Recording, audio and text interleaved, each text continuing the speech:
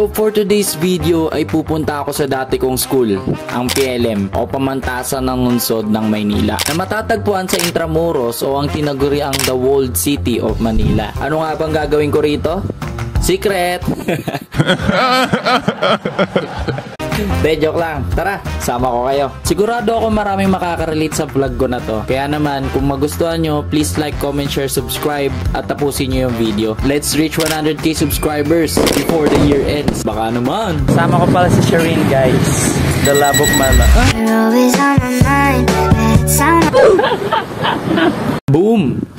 Pagkatapos ng banat na yun, sumakay na kami ng bus papuntang Pitex. At nandito na kami sa Pitex. At dito naman sa Pitex ay sasakay kami ng Loton. Tapos ang baba nga pala namin dito ay sa Calao. Tapos from Calao, lalakarin ko na lang hanggang Intramuros. Ganito nga pala yung buhay ko dati, mga kaibigan. Nung pumapasok pa ako dito sa PLM. Mulatan sa Cavite, papuntang Intramuros, Manila. Nakikipagsabayan ako araw-araw sa mga nagtatrabaho papuntang Maynila. Pero wala ako sinasahod. After a few moments of walking. Hi PLM, for the last time. At nandito na nga kami sa loob ng PLM. Habang naglalakad ako sa hallway, nakita ko yung dati kong kaklase, si Andrew at si Dranel. Kung nagtataka kayo kung bakit nagkaganyan yung video, ang sabi ko kasi kay Shireen, videohan kami. Ang pagkakarinig niya pala, picturean. At hindi lang sila ang nakita ko. Nakita ko rin dito sila Carl, si Stanley, si Gozum, si Jelly, at si Adan. Ayan o, kumakaway-kaway pa ang mga hinapak. Joke lang. Mga future engineers yan, mga kaibigan. Okay, time-lapse challenge.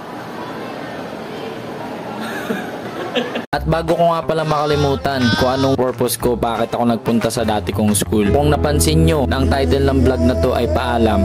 Dahil kailangan ko na magpaalam sa school na to. PLM.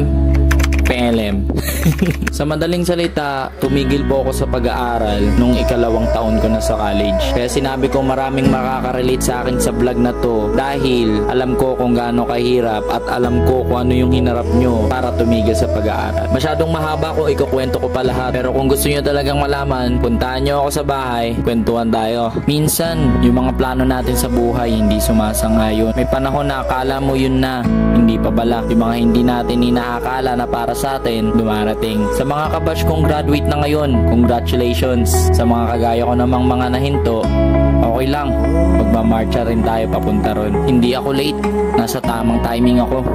Ang buhay hindi naman paunahan dahil may sariling ruta ako. Sabi nga sa kanta, pahinga lang naman, tutuloy pa rin tayo.